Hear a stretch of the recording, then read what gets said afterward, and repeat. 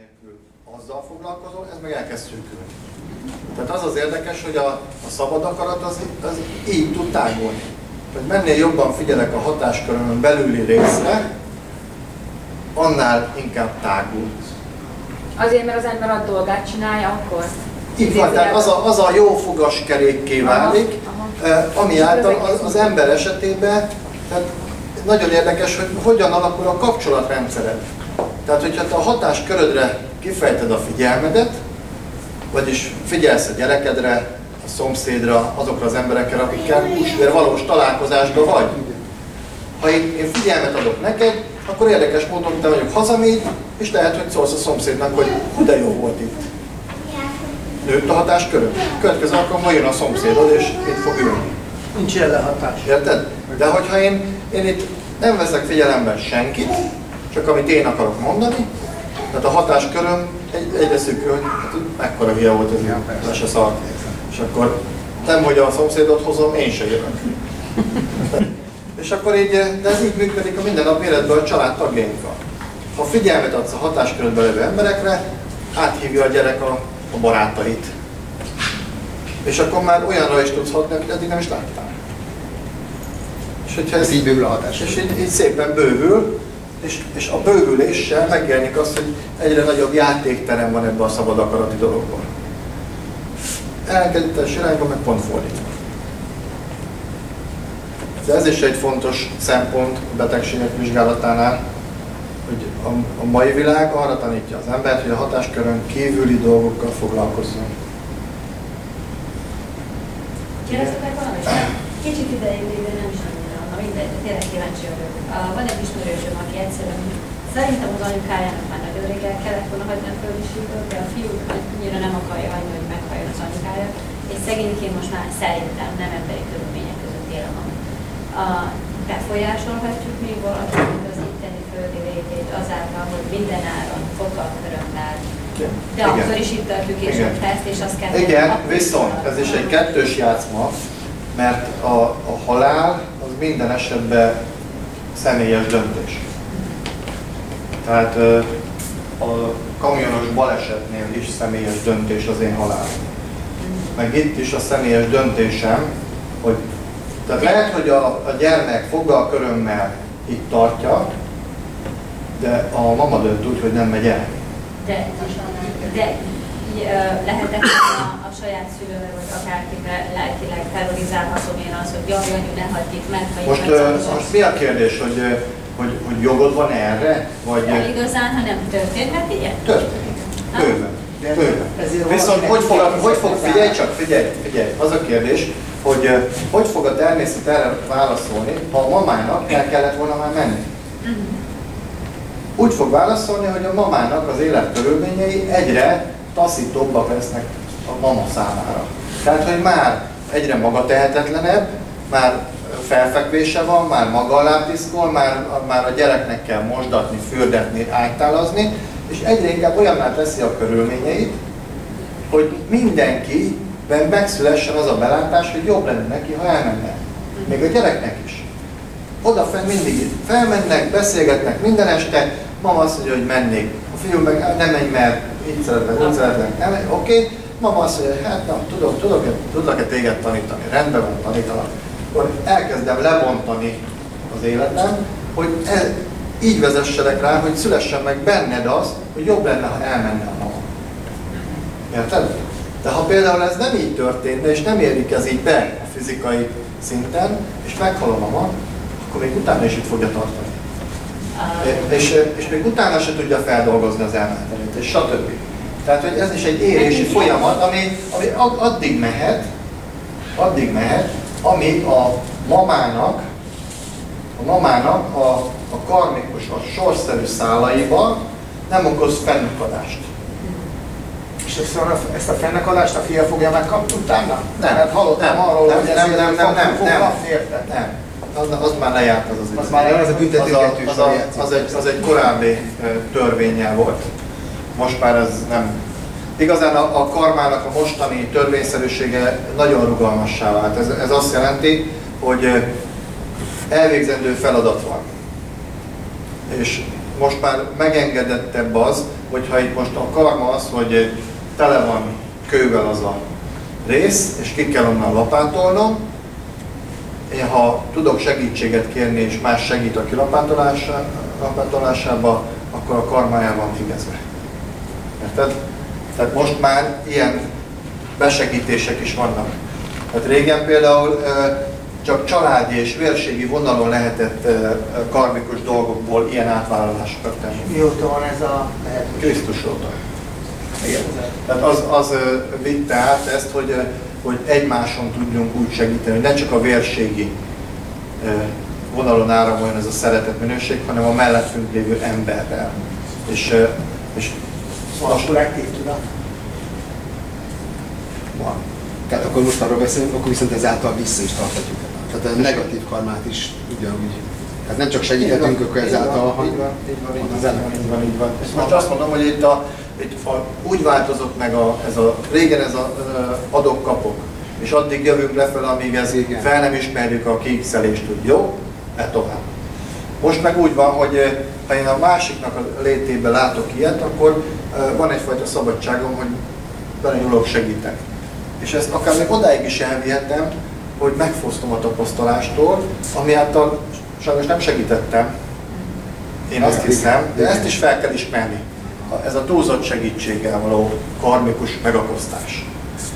Tehát ha most kinézel, ez pont azért jön létre, mert egyre kevésbé van kapcsolatunk ezzel a szellemivel, és nem érzékeljük, hogy azt hiszük, hogy segítünk, és közben hihetetlenül Hátráltatjuk. teljesen gátoljuk az egész fejlődését. Ebben is van egy valamennyi fejlődés, csak nem egészen ugyanaz, amikor, mint hogy a gyereknél, hogyha mindig mindent helyette teszünk meg.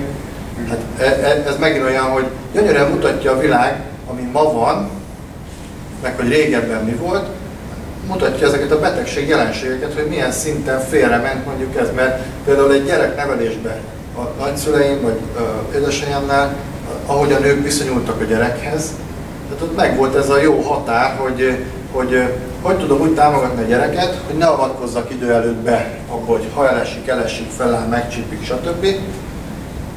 De mégis azért a biztonságára vigyázok, aztán jön a túlzott, amikor mindig odaugrok, és mindig. És régen ezen csak így néztek volna, hogy hiába, hogy ki fogsz tolni a gyerekkel. És ez ugyanígy, ez a gyereknevelésben egy kis pici kép, de ugyanezt tesszük nagyba, így, hogyha karmikusan egymáshoz a viszonyulásukban nézzük. Jó? Na, kérdés? Nekem van egy kérdésem.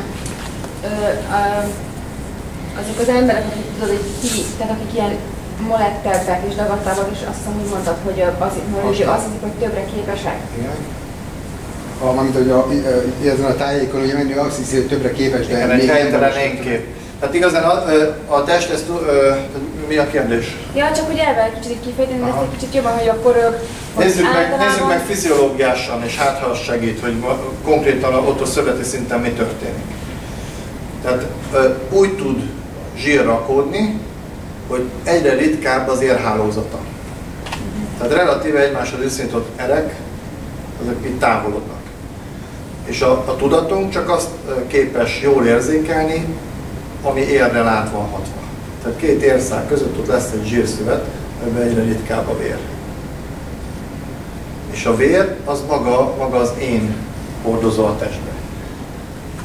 És most képzeljétek el, hogy ott az ér az olyan kis ritkás szálakban ott van, és közte van egy olyan tér, amit ő nem határt, de közben mégis, hogy az körülveszi, olyan, mintha ő nőtt volna. De már elveszti a hatását rá. Mert nincs ott az én. Igen. És hogy mi lesz a jó megoldás, az énnel kell áthatni jól azt a zsírszövetet, vagyis mondjuk egy disznósörte kefével elkezdünk csapkodni, és vérbőséget okozok.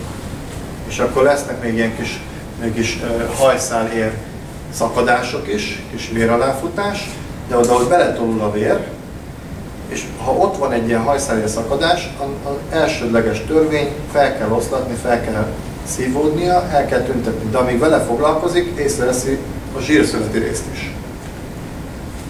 és akkor elkezdi azt regenerálni, mert ez a tudaton kívül van. Tehát amit nem hatált jól a vér, a tudaton kívül van.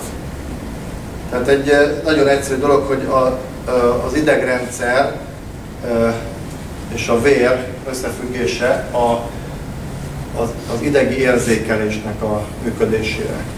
Tehát az ideg viszi, érzek valamit a kezemen, ezt, hogy megnyomom, az idegszál innen viszi ugye a parancsot a fejből, hogy ott megnyomták, vagy egy tűvel megszúrtak.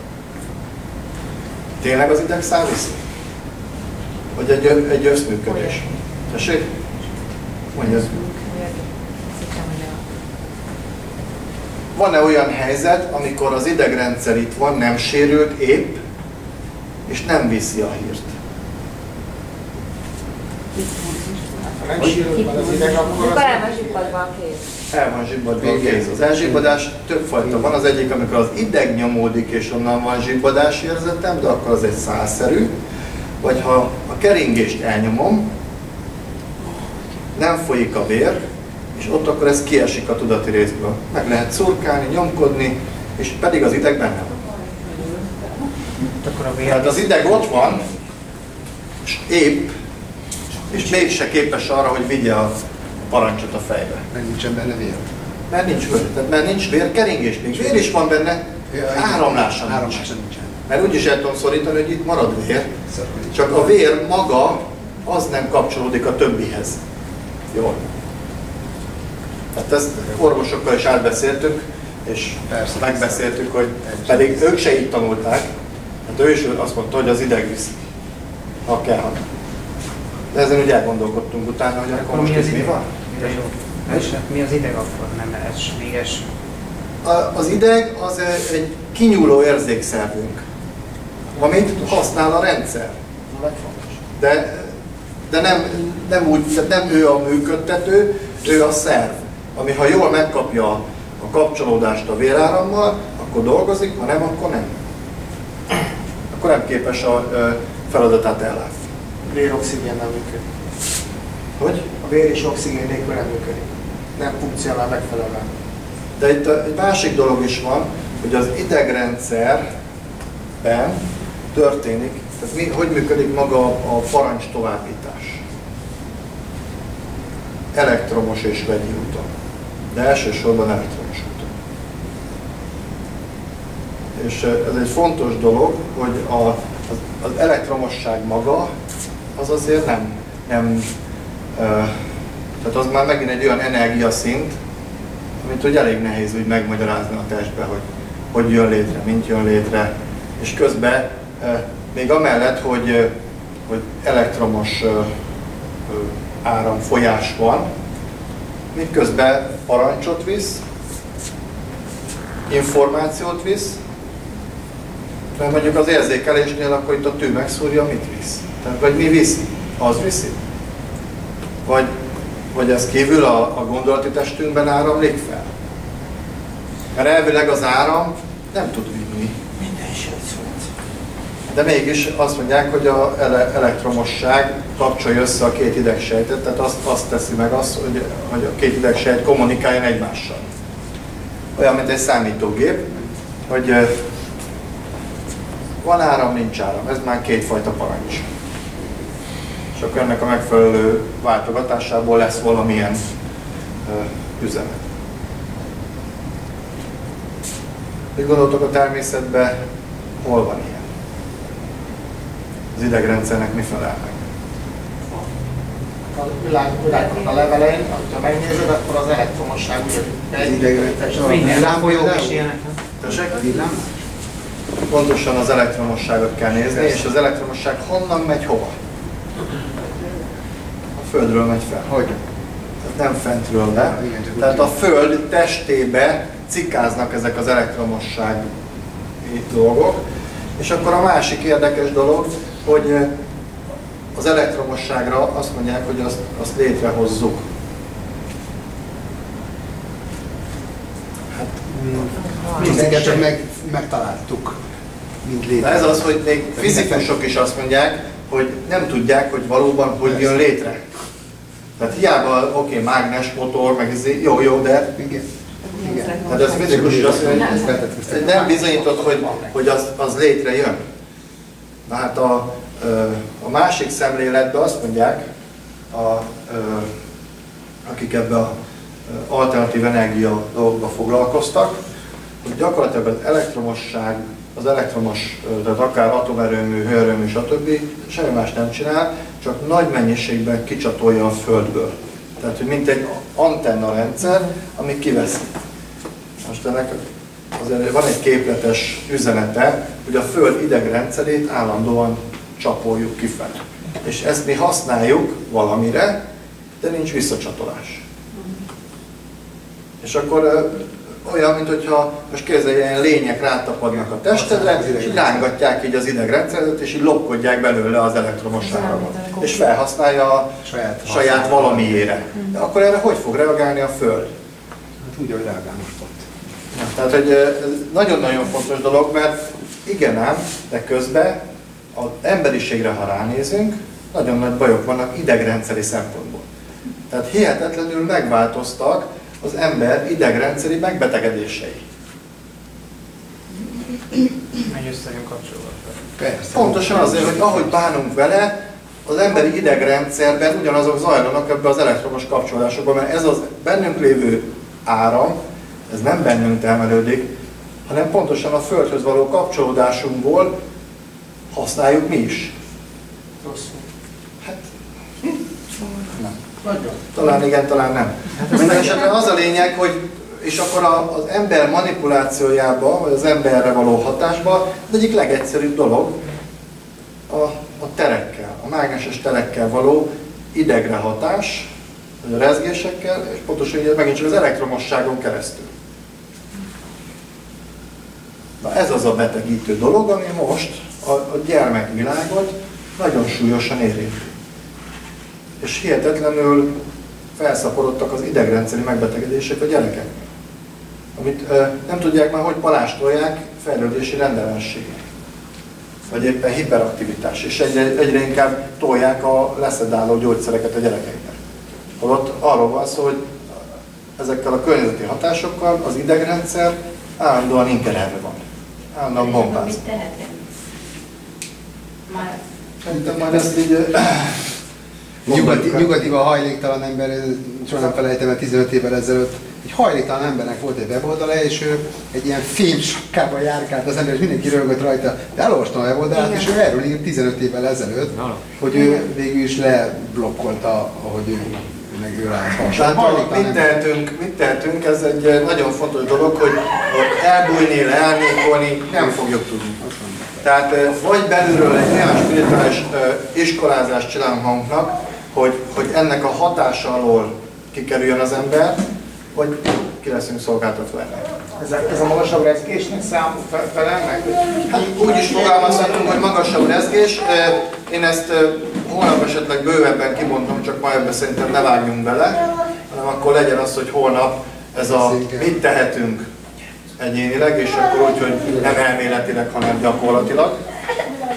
Jó? És hogy ne egy védekezés legyen. A védekezésbe bele lehet fáradni. Az állandó védekezésbe.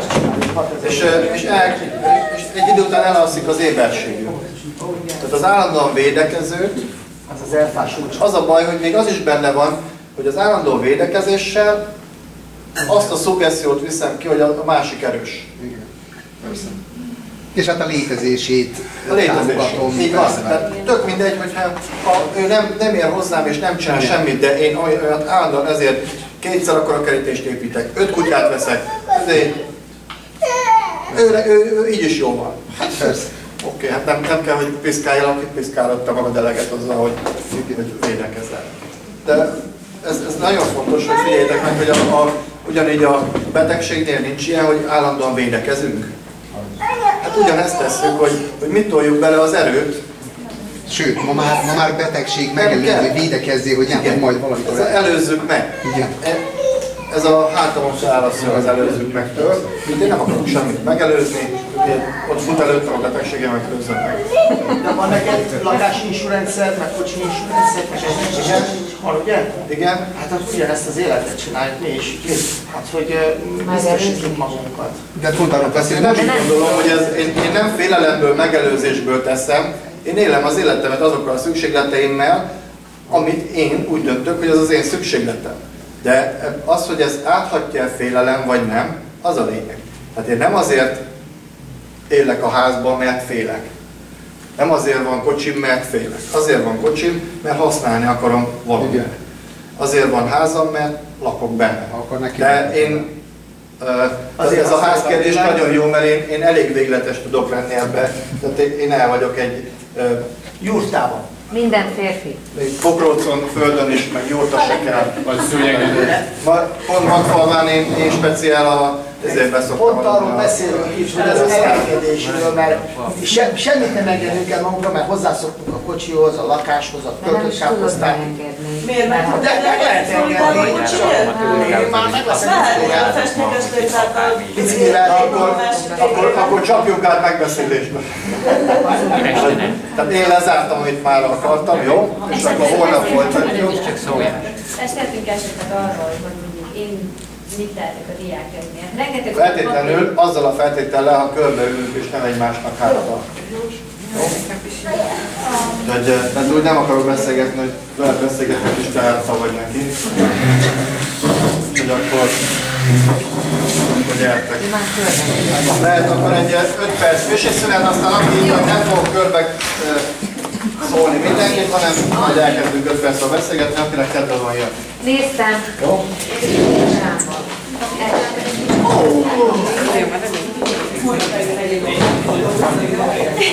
Csak vezetek.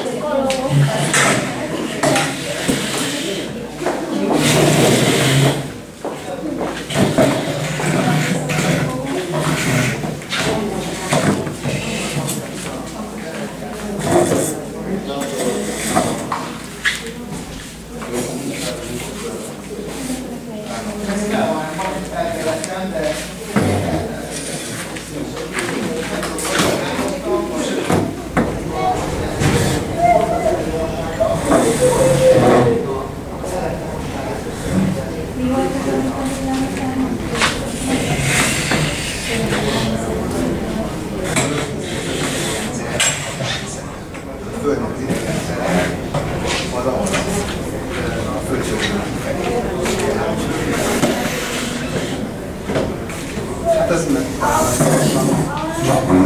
az egyről jön fölfelé. Ez már régen is hallottam, hogy biztos is tudják, hogy nem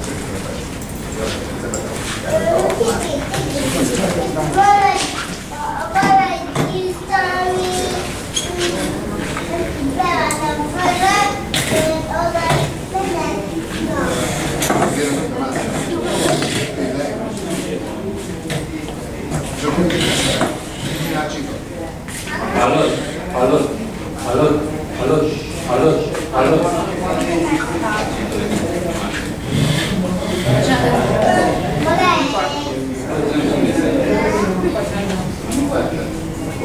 Ja? Hát nem, azért van. Csak egy de rá cundikáltál.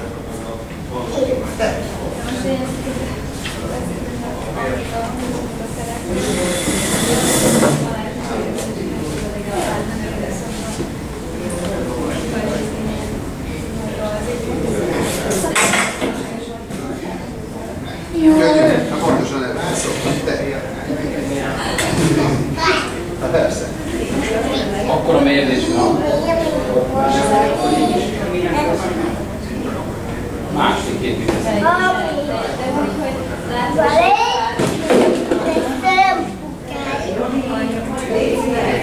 Körülötte vannak?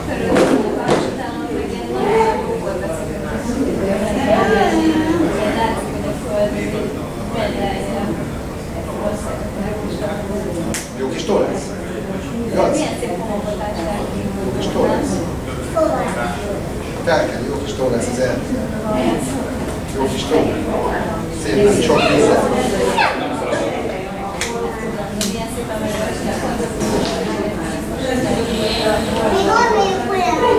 Rohaljunk ulába most milyen? Meg kéne vinni most az ulas. Hogy megy? Hogy megy? Holnap majd jövünk valamikor, nem biztos, hogy jövünk 10 órára, lehet, hogy csak délután körül jövünk, mert a délután.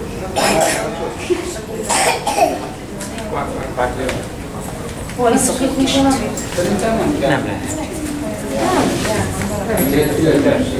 Egy komplet tepsisítőt ott van.